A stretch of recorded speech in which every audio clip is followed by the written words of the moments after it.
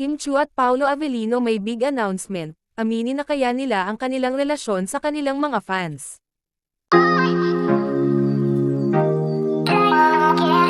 Base sa isang post ni Eric John may gagawing announcement ang Kim Pao, kung saan ay malapit na ngang maganap ito, at base sa post na yan ay una nang napag-usapan, na this coming July 27 ay magaganap ang naturang big announcement ng Kim Pao, sa Asap Natin Te sa California, kung saan ay doon sila magpasaya kasama ang mga ASAP celebrities.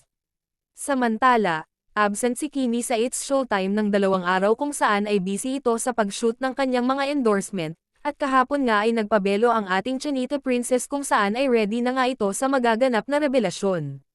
Sa side naman ni Pao, ay busy din ito sa mga endorsement niya lalong-lalo na sa pag-endorso ng sasakyan na Hyundai, at spotted nga si Pao kung saan naganap ang pag-endorse sa Alabang Town Center kahapon.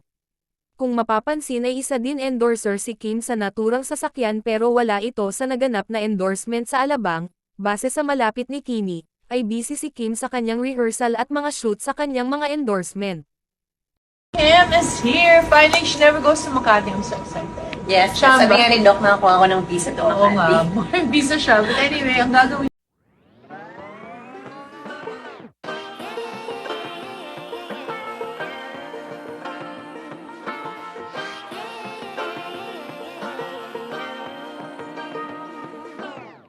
I like to be educated, but I'm so frustrated.